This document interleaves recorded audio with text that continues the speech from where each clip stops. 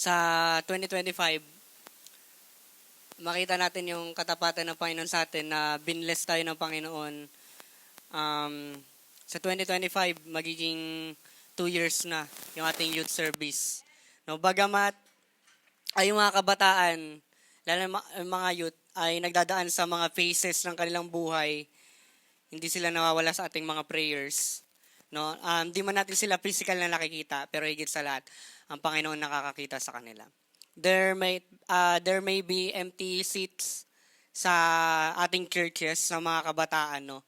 Pero ang Panginoon hindi sila kinalilimutan at pinabababayaan. So ngayon, mapalad tayo kasi nagsasama-sama tayo ngayon as we end yung taong 2024 ng magkakasama and with this message ng Panginoon for us. So ngayon, pray muna tayo bago natin mapakinggan yung message ni Lord.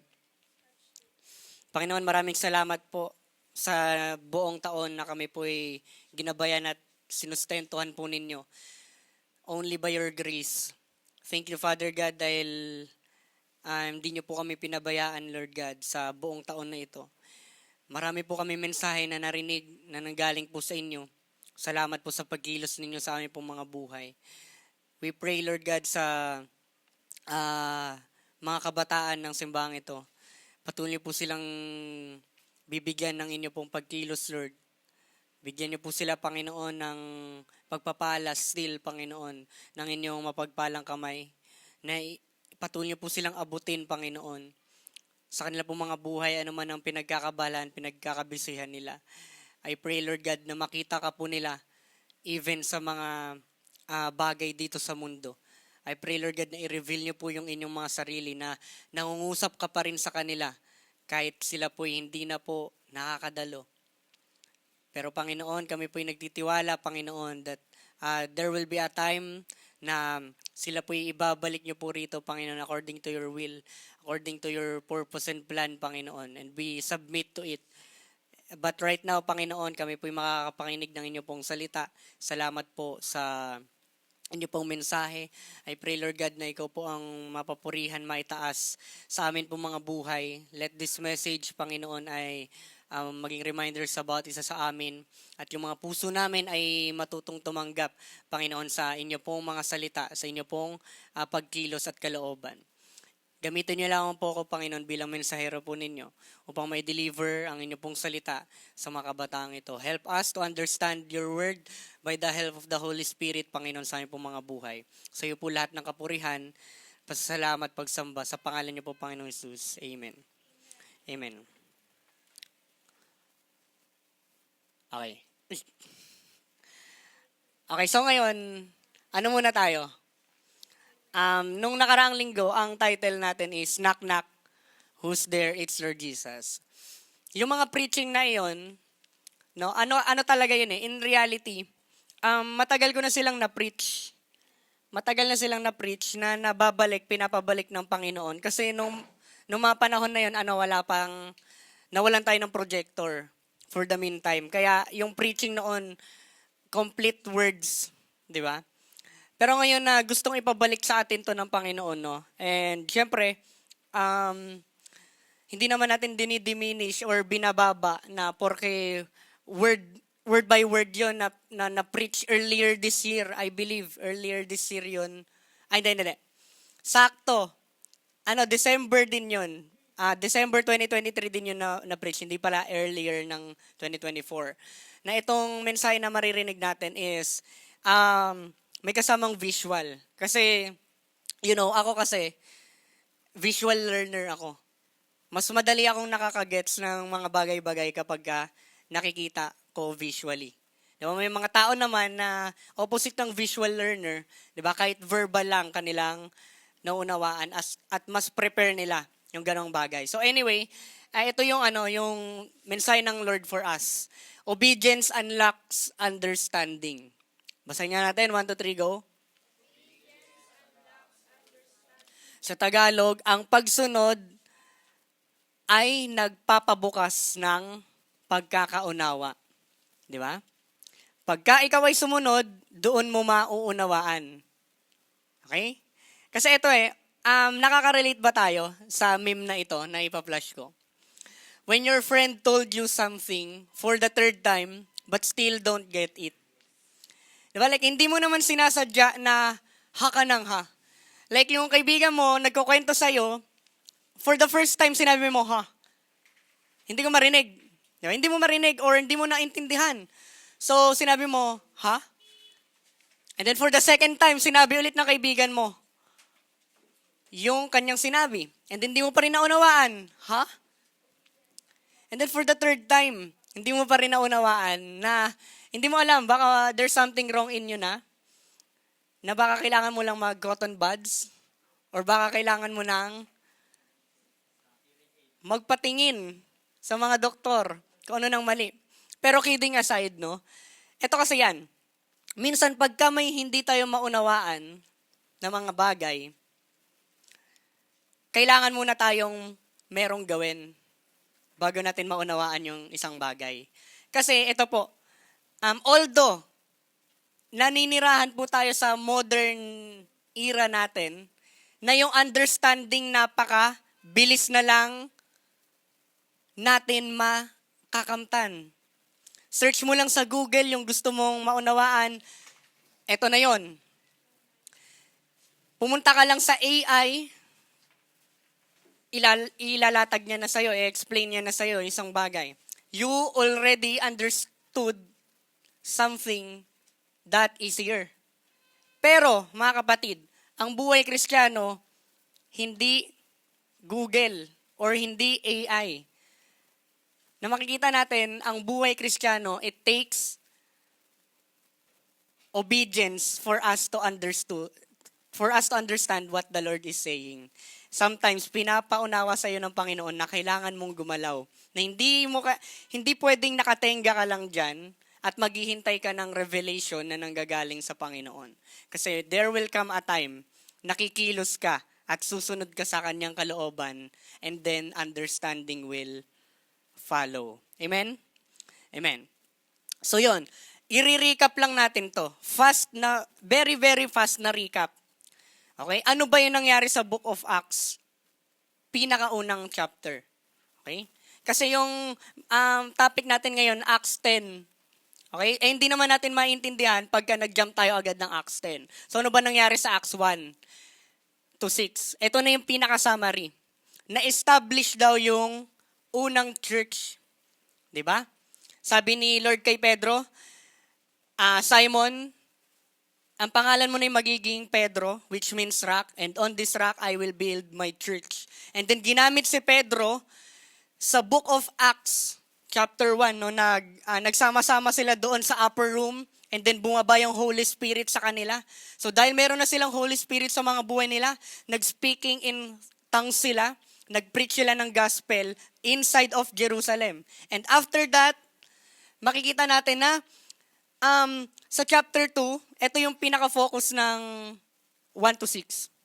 Yung pag-i-establish. Kasi anong nangyari dyan? Sino yung day na to? Yung mga early believers. Yung mga believers na nahikayat ng 12 disciples. Kasama si Matthias, wala na si Judas. Nahikayat nila at dinidisciple ng 12. Okay? So ngayon, nag-i-increase sila ng number day after day. So sabi diyan, they devoted themselves to the apostles' teaching and to fellowship, to the breaking of bread and to prayer. So ngayon, dahil binago sila ng Panginoon, yung pagkilos ng Panginoon nakita sa mga buhay nila, ano nangyari? They devoted themselves sa pakikinig ng mga teachings ng apostles. Araw-araw yon, nagtuturo ang mga apostles sa tapat ng templo. Bakit sa tapat ng templo? Kasi yung church hindi naman siya bound lang sa isang place like this. Church is a people. Church is an assembly. Pagka lumabas ka dyan sa kalye, you are the church. Pag may kasama kang kapatiran mo, you too are the church. Okay? Church is not the place alone. So ngayon, ano lang nangyari? Na-establish yung church or gusto kong sabihin, na-establish yung mga Kristiyano during this time. Yun na yung nangyari, 1-6. Nagsidamihan na yung kanilang population number sa loob ng Jerusalem. So, ang dami ng mga Kristiyano na sisilipana. So ngayon, sa Acts 7 naman, ano nangyari sa Acts 7?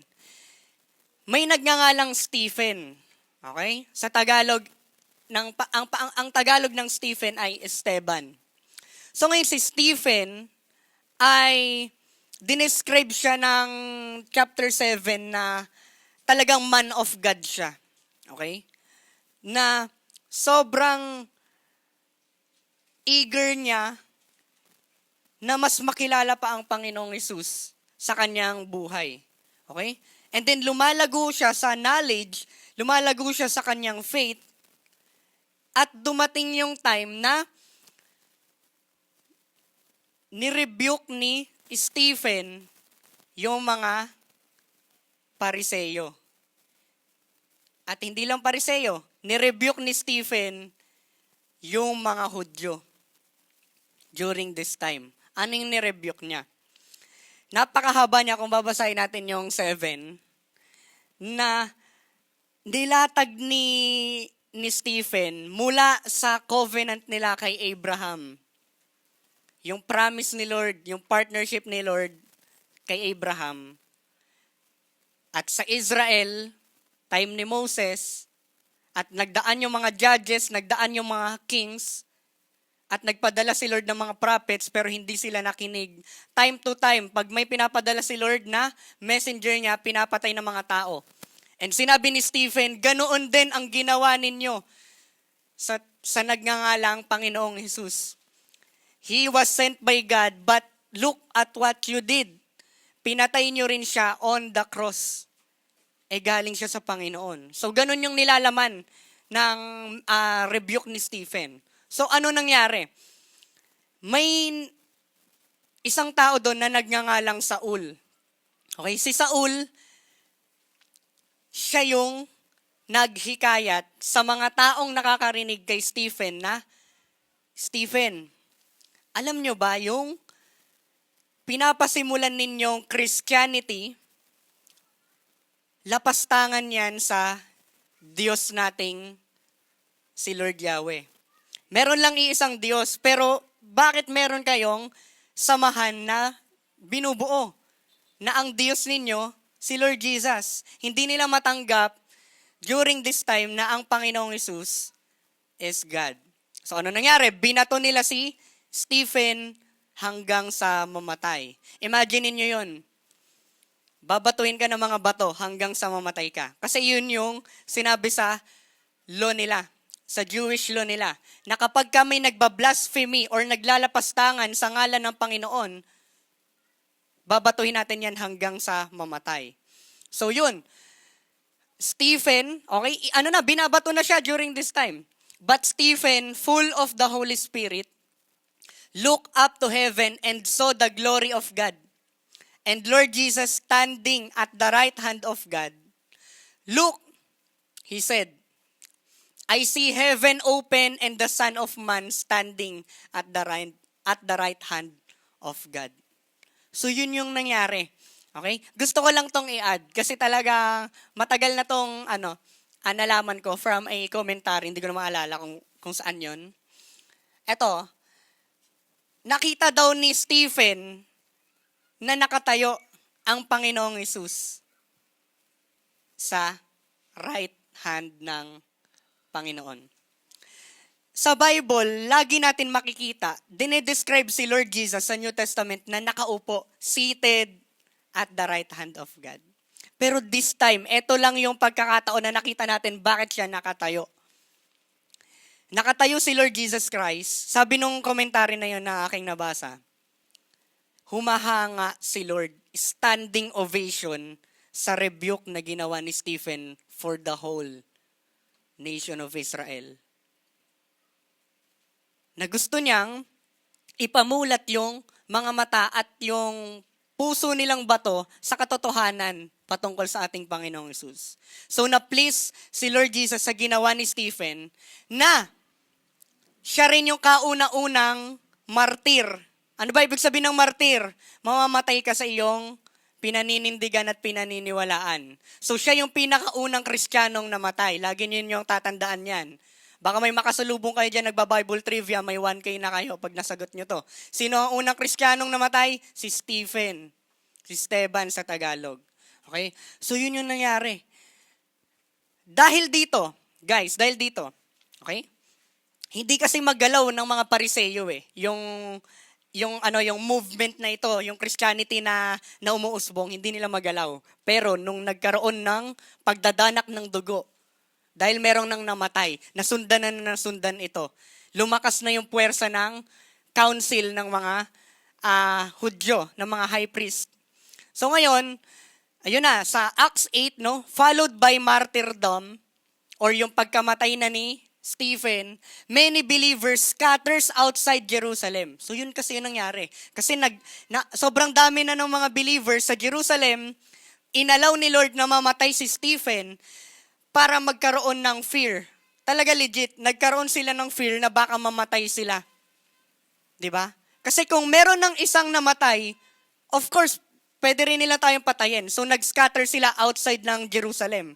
At good thing ito. Bakit siya good thing? Kasi yung gospel, hindi lamang nanatili sa Jerusalem, lumabas outside of Jerusalem. Even sa mga Gentiles. Okay? So ngayon, those who had been scattered preached the word wherever they went. Diba? Napakagandang bagay nito. And then next, dahil summary lang naman ito, yung taong naghikayat na patayin si Stephen, si Saul yon. Si Saul ay isang Pariseyo. Kanina sa adult worship, di ba? Hindi talaga natin, noon, namimiss ko tong eksena na ganito. Kasi si Pastor JP ang nag-preach kanina sa adult. Namimiss ko yung eksena na ganito na hindi naman kami nag-uusap about the message na i-deliver na nanggaling sa Panginoon. Hindi kami nag-uusap. Pero, nagko-connect siya every Sunday.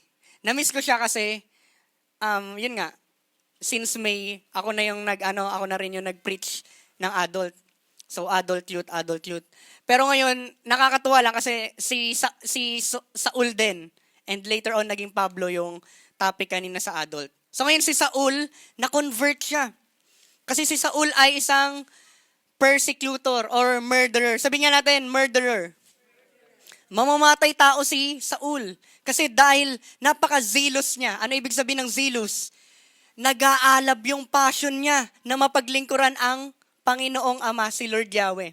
Sinasabi niya talaga, si Lord Yahweh lang ang Diyos. Yung sinasabi ninyong Diyos na nagngangalang Jesus, si Lord Jesus, hindi yan Diyos. So, anyone who puts their faith kay Lord Jesus, kailangan nating patayin. Pinoproteksyonan natin yung bayan nating Israel. Huy, may Diyos-Diyosan si Lord Jesus.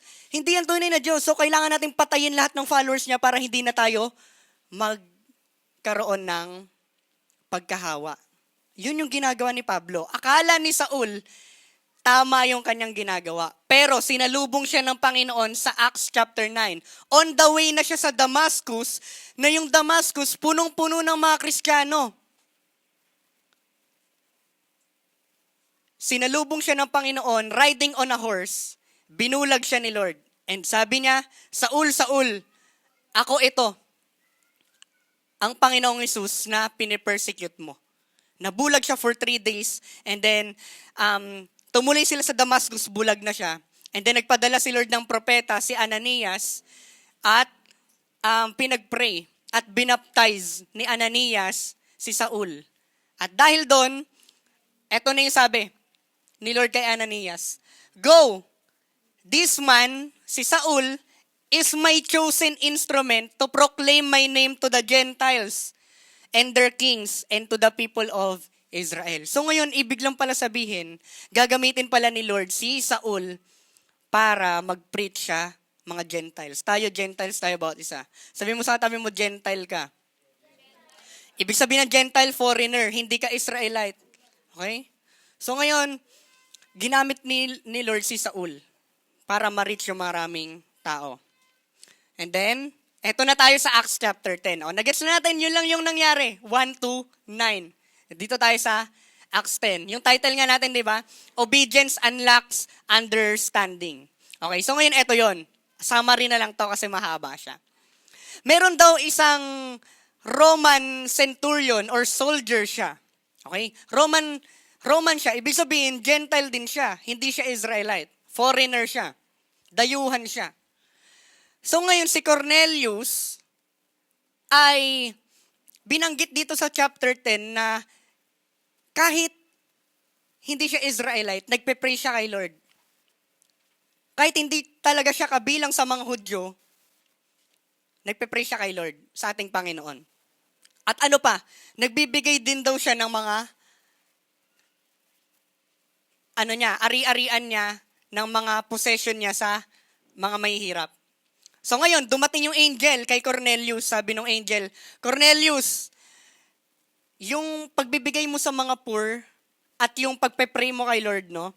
Nakita yun ni Lord bilang offering at napiplease, natutuwa si Lord sa iyo. Yes, kahit hindi ka Hudyo, kahit hindi ka Israelite, napiplease ang Lord sa iyo. Okay, dahil sa ginagawa mong kabutihan. Okay, so ngayon, sabi ng angel, magpadala ka ng tao at hanapin ninyo si Pedro na nandoon sa Joppa. Okay, nasan si Cornelius? Nasa Cesarea. Malayo yan. Si Peter daw nasa Joppa. Sabi ng angel, magpadala ka ng tao, papuntay mo dito si Pedro. So ngayon, masunurin si Cornelius, nagpadala siya ng 2 servants niya para hanapin si Pedro. Next. Ngayon, si Pedro naman, nandun siya sa Joppa, nagpe-pray daw siya sa rooftop. While praying on the rooftop, Peter has a vision. Okay, meron daw siyang pangitain. Sabihin nga natin, pangitain. Yung vision ay hindi lang siya natin pwedeng i-connecta lang sa dream. Like yung dream kapag katulog ka. No. Kasi yung vision ay talagang reality. At yung mga vision nanggagaling sa Panginoon. So ngayon, habang nagpe-pray siya, pinakitaan siya ni Lord ng vision na meron daw kortina. Meron daw kortina na bumababa galing sa kalangitan. 4 na kortina yon. 4 na sulok.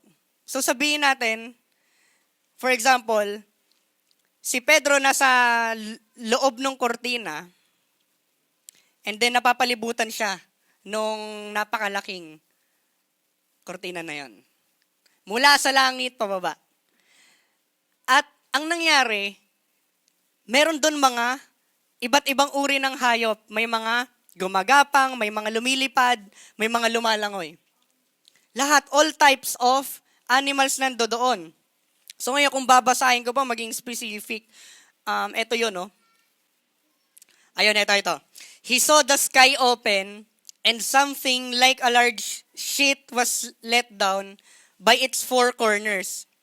In the sheet were all sorts of animals, reptiles, birds. Then a voice said to him. Sabi nung voice sa kanya, so reptiles daw, so siguro may mga crocodile doon, may iguana. Lahat ng uri ng hayop nandoon. Okay? Pwede natin sabihin, pati dinosaur nandoon. Pati si Godzilla nandoon. All types of animal. Okay?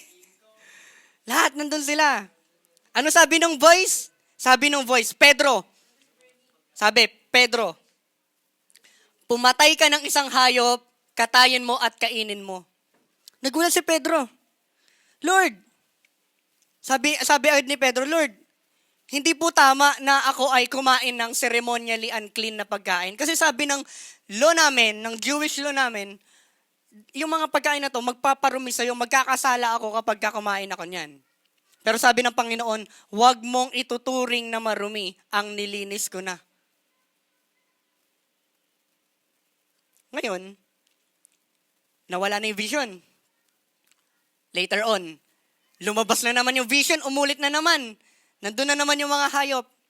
Pedro, pumili ka ng isa, katayin mo at kumain ka. Sinabi na naman niya, Lord, hindi nga po pwedeng kumain yan dahil sa Jewish law. Sabi ulit ni Lord, wag mo nang tuturingin na marumi ang nilinis ko na. So ngayon, 3 ulit yun na nangyari. At dahil dyan, nalilito na si Pedro. Okay? Yung pinaka-verse nito sa verse 17. Chapter 10, verse 17. Sabi ng NLT, Peter was very perplexed. No, grabe yung confusion niya. Nalilito siya. Lord, hindi ko yun maintindihan. Ba't mo ako pinapakain ng marumi? Or in short, Lord, ba't gusto mo akong magkasala? Hindi niya maintindihan, hindi niya maunawaan yung bagay na yun. Na, Di ba? No, Parang ganun yung reaction niya. Like, hindi ko talaga maintindihan, Lord. Pwedeng matempt si Pedro na, ay Lord, bakit yung boses na naririnig ko, ililid ako sa kasalanan, maybe hindi ikaw to. Baka vision to ni Satan. Baka nagagaling to sa diablo. Kasi sabi ni Apostle Paul, our Lord is faithful. He will not lead you into temptation. Ang diablo yung naglilid sa atin sa temptations. Okay? So, pwedeng matempt si Pedro na, siguro kay Satan na voice to. Pero hindi. Okay? So, ngayon, habang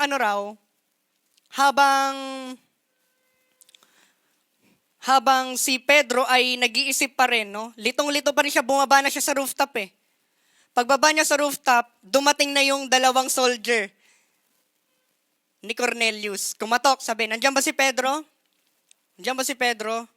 So ngayon, natunugan nila, sabi nila, may naghahanap sa'yo Pedro. Mukhang mga Romano, mga Gentiles to.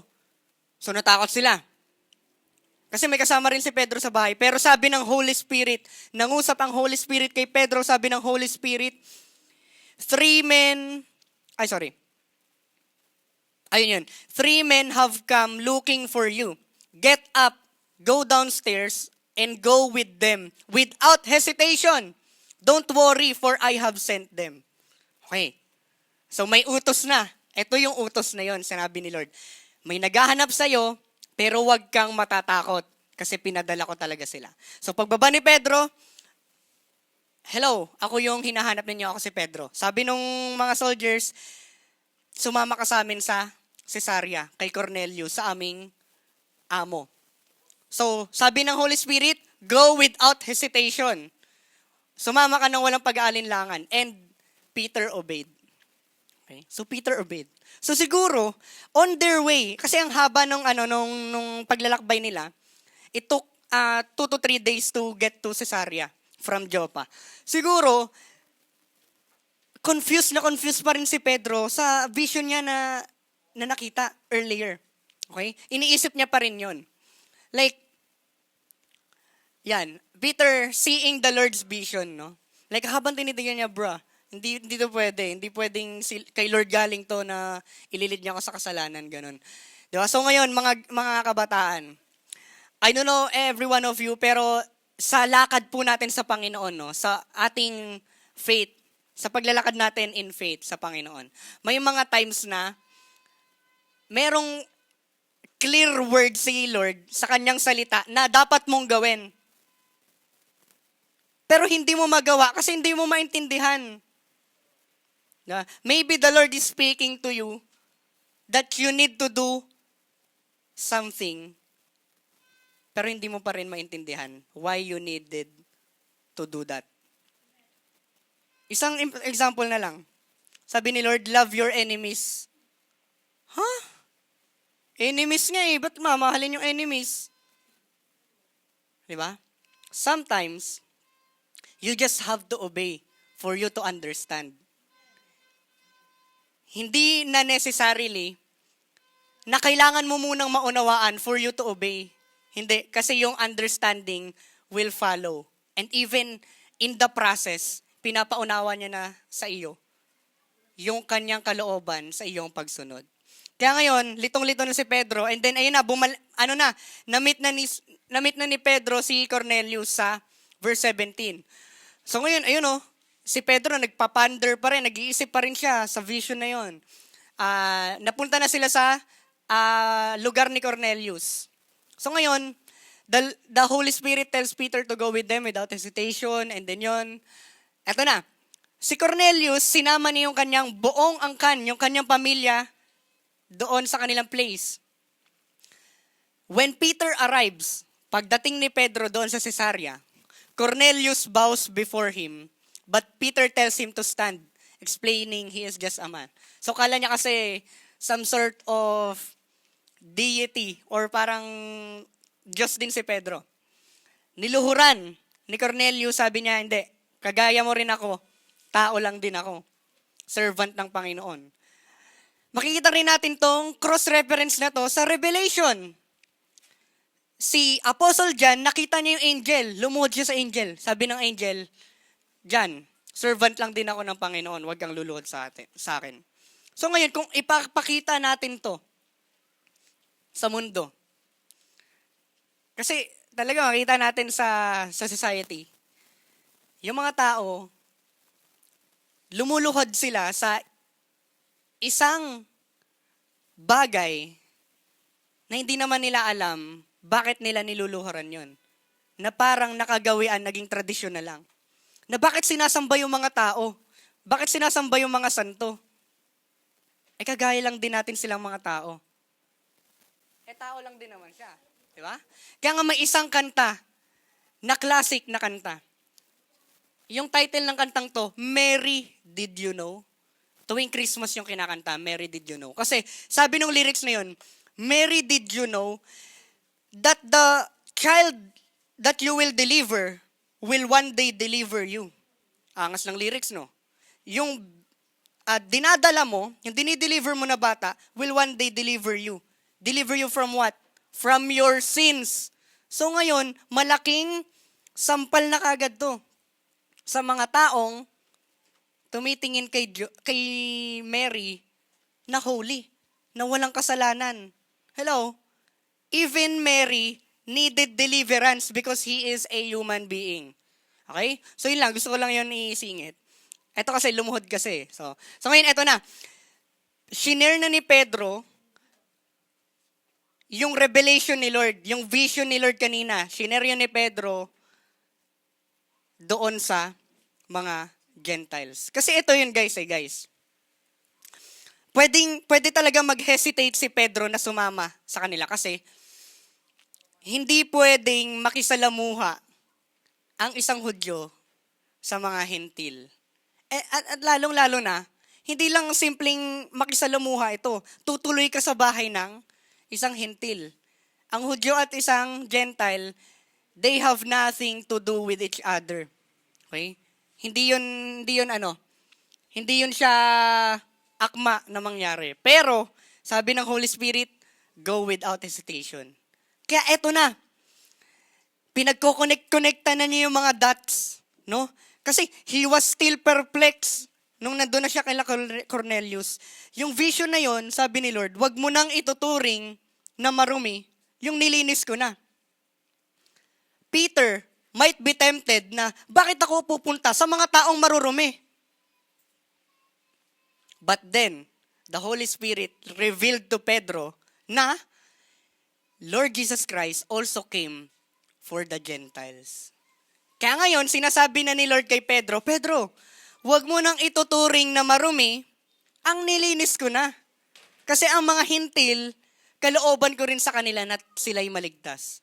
And glory to Lord Jesus dahil we are Gentiles and we are saved by the Lord. Diba? Hindi na tayo marumi. Diba? Kundi tayo ay nilinis ng Panginoon. So ngayon, Peter declares that everyone who believes in Lord Jesus receives forgiveness of sins through His name. Kaya ano nangyari? Siguro habang pinipreach ni Pedro to, na-amaze talaga siya, like napakaganda na itong revelation na to. 'Di ba? Na ako yung kauna-unang tao na ginamit ni Lord to baptize Gentiles. Kaya, meron na kayo ulit masasagot sa Bible trivia. si Pedro ang unang nagbaptize sa mga Hentil. Although si Pablo yung tinawag to reach Gentiles, si Pedro yung pinasimulan. Di ba sabi ni Lord, on this church, on this rock, Peter, I will build my church. Pinasimulan ni Lord kay Pedro sa Jerusalem at even outside ng Jerusalem sa Caesarea. Kaya ngayon, kung ako yan guys, di ba? Lagi kong sinasabi sa mga praise and worship team, lagi kong sinasabi na nakakakilig ang mga revelations ng Panginoon. Bakit nakakakilig? Yung mga tao, yung significant other mo, pwede kang bigyan ng long sweet message. Pwede kang pakiligin sa words of endearment niya. Pero, nothing beats the Lord's message for you. Diba? Kaya every time na merong fresh revelation si Lord sa aking buhay, praise the Lord, ako'y kinikilig. No? Siyempre, kilig na to, hindi naman to, like eros na mahal mo si Lord romantically. But, yung agape, yung unconditional love na na-receive ko sa Panginoon, mas lumalawak yung understanding at awareness ko of it. Na Lord, eto love letter mo to, tapos pinapaunawa mo sa akin. Kasi, believe it or not, pag samasamahin natin yung matatalinong mga tao sa mundo, basahin nila yung Bible, but without the Holy Spirit's intervention, hindi nila ito maunawaan. Because the Bible is a spiritual book, not an intellectual book. Hindi lang katalinuhan ang kailangan para dito. Kailangan ng anointing ng banal na spirito. Kinikilig ako kasi alam kong close ang banal na spirito, close ang Panginoon sa akin. And I hope guys na ganoon din kayo whenever you are writing your devotions, whenever na close kayo sa Panginoon, mararamdaman mo na si Lord napakalapit sa'yo. Nakakakilig na, nire-reveal niya yung mga bagay na to sa'yo. So yun, nakaka-amaze. And then, ang nangyari, ayun, Peter proclaims that God shows no favoritism and accepts all who fear Him and do what is right. He preaches the good news of peace through Lord Jesus Christ, emphasizing His life, death, and resurrection. And Peter declares that everyone who believes in Lord Jesus receives forgiveness. So ngayon, eto na. Nababaan din daw sila ng Holy Spirit yung mga Gentiles. Okay? Hindi lang pala yung mga Hudyo, kundi pati mga Gentiles, bababaan ng Holy Spirit. So ngayon, eto nangyari. Yung mga Jewish believers, yung mga Kristiyano, doon sa Jerusalem, na-amaze daw sila na yung Holy Spirit nandoon din sa mga Gentiles sa binaptize ni Pedro as they hear them speaking in tongues and praising God. So ngayon, binaptize sila and then yun, nagkaroon sila ng pagkakaunawa at relationship sa ating Panginoon. So ngayon, after that, sa Acts 11, bumalik si Pedro sa Jerusalem. Kasi narinig ng mga taga-Jerusalem yung bali-balita. Diba? Siguro yung council of believers during that time. Ano sila? Confused din sila. Na-amaze yung iba sa kanila. Na bakit nangyaring binaptize ni Pedro yung mga Hentil. Okay? So pagbalik ni Pedro, nag-explain siya. In-explain niya yung kanyang sarili sa council. Ayun eto nangyari, kinriticize ng Jewish believers sa Jerusalem yung ginawa ni Pedro. Peter recounts his vision. Sabi niya, guys, let me explain. Magpapaliwanag ako. Sa inyong mga mata, mali yung aking ginawa. Pero ito yung revelation ni Lord, yung vision ni Lord sa akin. Pinakitaan niya ako ng 4 na kurtina na nalaglag mula sa langit at merong mga unclean na mga animals dyan. Sabi ng voice, wag ko nang ituturing na marumi ang nilinis mo na. And dahil pinadala ako ng Panginoon kila Cornelius, sila rin ay tinuring na ng Panginoon na malinis because of what the Lord Jesus has done. So ngayon, nung in-explain niya yung sarili niya sa Jerusalem, nag-agree silang lahat at na-amaze silang lahat na kalooban din pala ng Panginoon na maligtas ang mga hentil. Okay? Palapakan nga natin si Lord. Tayo yun eh. This is us. This is us. This is the start of our faith. This is the start ng ating pagkakaunawa sa Panginoon. Ito yung first Gentiles to be baptized, to have a Holy Spirit. Napaka-amazing. Kaya ngayon, kinunclude ni Pedro, no? Sabi ni Pedro, like, if God gave them the same gift as He gave us, yung salvation, kung binigyan ni Lord ng salvation ang Hudyo, who was I to think that I could stand in God's way? Di ba? Like, nire-reveal na ni Lord sa akin na namatay din ako para sa mga hintil. So dahil I understood this by the Lord's wisdom, hindi ko pwedeng i-disobey to. Kasi nanggaling to sa Panginoon eh. I will obey what the Lord reveals. So ngayon, the believers accept His explanation, praising God and acknowledging that salvation is also for the Gentiles. So ngayon, ano yung mga lessons, no? Conclusion na tayo. Ito yung mga lessons nating makikita. Ito. Sabi dyan, we tend to withhold our obedience because the road ahead of us is unclear. Minsan sa buhay natin bilang mga Kristiyano, mga lingkod ng Panginoon, hindi tayo agad-agad sumusunod kasi hindi natin makita yung bigger picture ahead of us. Na parang kailangan pa ni Lord i-reveal sa iyo yung kabuuan ng kanyang plano for you to move. Hindi po ganon. Palagi. Look at Joseph. Look at Joseph. Sinabi ni Lord kay Joseph, through dream, vision ulit ng Panginoon.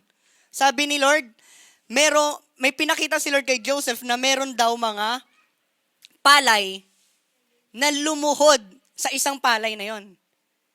Ang ibig sabihin ng dream na yon, luluhod daw ang mga kapatid ni Joseph sa kanya.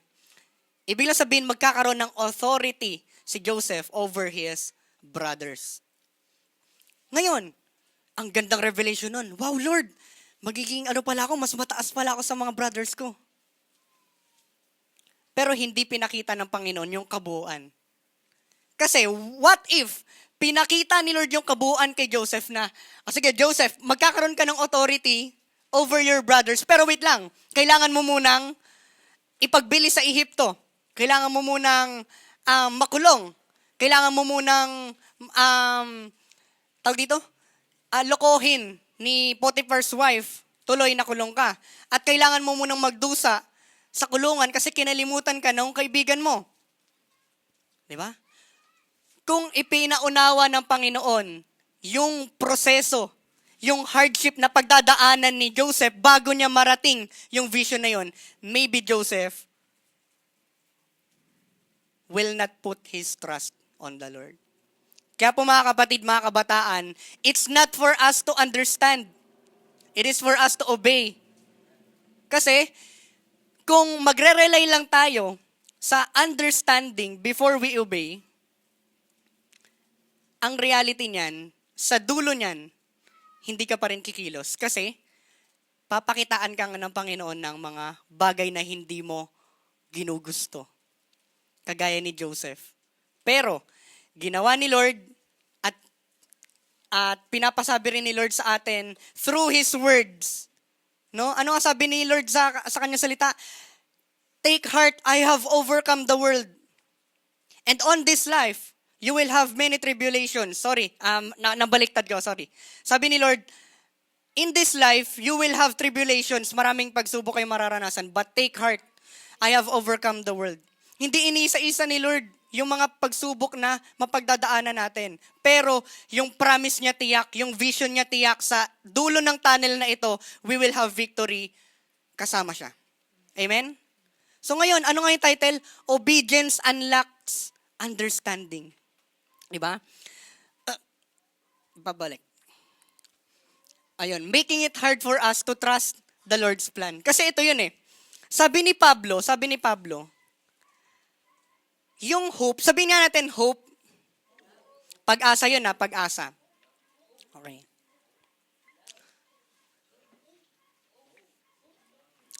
Yung trust tsaka hope ay talagang pinaglilink yung dalawang words na yan. Ito yan Magtitiwala ka pa ba kung lahat na ng bagay, alam mo na? Hindi, di ba? Ang pagtitiwala ay nangyayari kapag ka may mga bagay kang hindi pa rin nalalaman. Or in other words, trust is always evident if there is mystery. Okay? Kalooban ng Panginoon sa ating mga buhay na magkaroon ng mystery. Hindi lahat nire-reveal sa atin ng Panginoon. Bagkus, binibuild niya yung ating mga faith and trust na, will you trust me? Will you obey me? Kahit hindi ko pinapaunawa, nire-reveal sa iyo lahat. Kasi if oo, I will surely guide you and carry you through the end. So ngayon, our obedience will result not only on our own understanding or revelation, but it will soon be known and revealed to whom Lord Jesus wants to. Okay? Kasi ito 'yon, 'di ba? After nung revelation, no? After nung revelation, pwedeng sabihin ni Pedro, ha? Sabihin nga natin, ha? Ha? Kapag di natin maintindihan, ha? Pero kapag ka naunawaan na natin, aha. Sabihin natin, aha. So ngayon, ito yung prophetic word sa atin, guys. Ito yung prophetic word for us, makinig. There will be a ha before an aha. Meron munang ha before the aha. Ibig lang sabihin, palalimin natin. Meron munang little bit of mystery before the mystery be revealed to you completely. Amen? So ngayon, nakaka-amaze ang Lord na, kapag ka sa future, mapapasabi ka na lang, kaya pala yun nangyari sa buhay ko. Di ba? Kaya pala nakilala ko tong kaibigan ko na to. Ganito pala pinaunawa sa akin ni Lord. Kaya pala ganito yung pinarana sa akin ni Lord. Tsaka mo nauunawaan after you obeyed. Di ba? Ako sa buhay ko, glory to Lord Jesus. Glory to Lord Jesus na yung mga bagay na pinagkakatiwala niya sa akin ngayon, no? Na noon naman, hindi ko iniisip yung sarili ko to be in this position. Pero doon ko na lang nakikita na, kaya pala necessary, kaya pala plano ng Panginoon na gamitin niya ako for the ministry so that I can reach many youths. Amen? Kasi of course, mga pastor na, wait lang, maano to sa YouTube. Mga pastor natin, makikita naman natin kasi, ayun nga,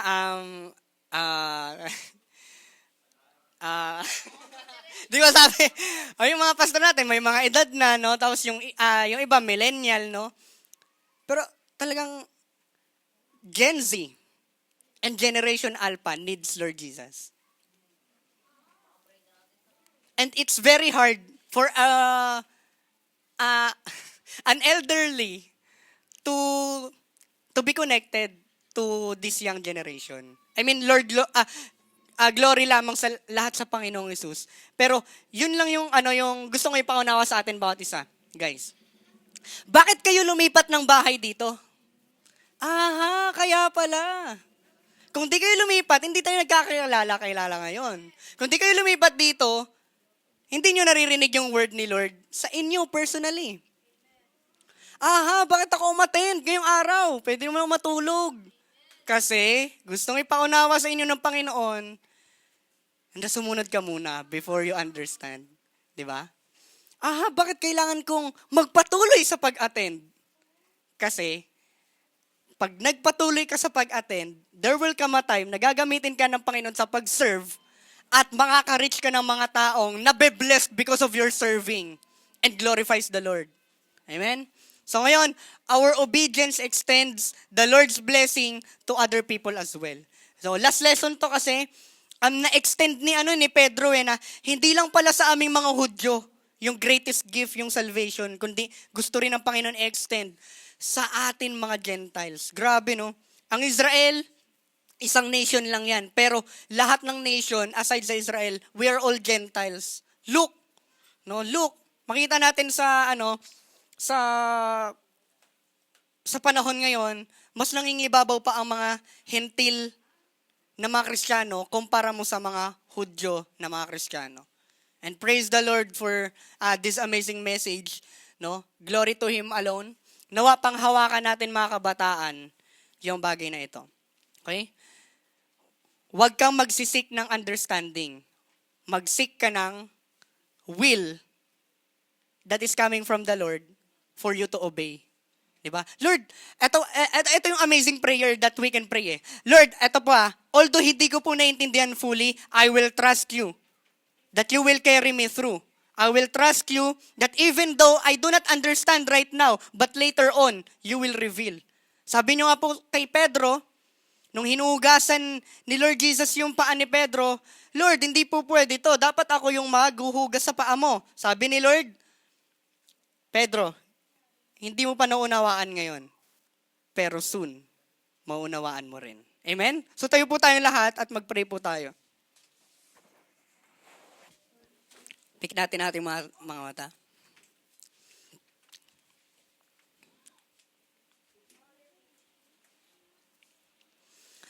Lord God, you're amazing. Thank you for your message. Thank you sa lahat po ng mga revelation niyo po sa amin. And talagang thank you sa Banal na Espiritu that resides inside of our hearts. Nang sa gayon nauunawaan namin, naiintindihan po namin yung mga message ninyo. Salamat po Panginoon dahil kahit po namumuhay kami sa uncertainties, namumuhay po kami sa mysteries, hindi po yun makakapagpatigil sa aming faith. Hindi po yun makakapagpatigil sa aming pong paglilingkod sa inyo. Kasi po, kami po yung mas nagtitiwala kapag hindi po namin nalalaman ang lahat ng bagay. Kasi Lord, kung magsisik lang po kami na alamin yung mga bagay na tanging ikaw lang nakakaalam, Lord, delikado po yun. Baka gusto na rin namin maging Diyos at marurok yung iyong karunungan. But because we are limited human beings, and yung wisdom namin, yung ways namin is different from your ways, dito po kami na-humble down na, okay, we will trust you because you know everything. You are omniscient God. And dahil yung pinagkakatiwalaan naming person ay alam niya lahat, it's easy for us na lang to obey. It's easy for us na lang to be submitted to His will. Kasi, you know the future. You hold my yesterday. Kaya Panginoon, it's not hard na for me to trust you, even living in the uncertainties. Thank you for carrying us, Panginoon, mga kabataan. Thank you, Panginoon, dahil pinapaunawa niyo po ang inyong salita sa amin. And may we always obey your word no matter what, Panginoon. May we always put you first kaysa po sa ibang mga bagay. Kasi po, later on,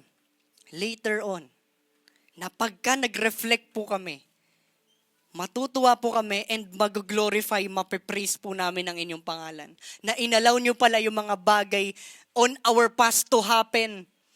Kasi meron po kayong pinapaunawa sa amin right now. Na necessary or even essential yung mga past namin. Even yung mga negative past namin.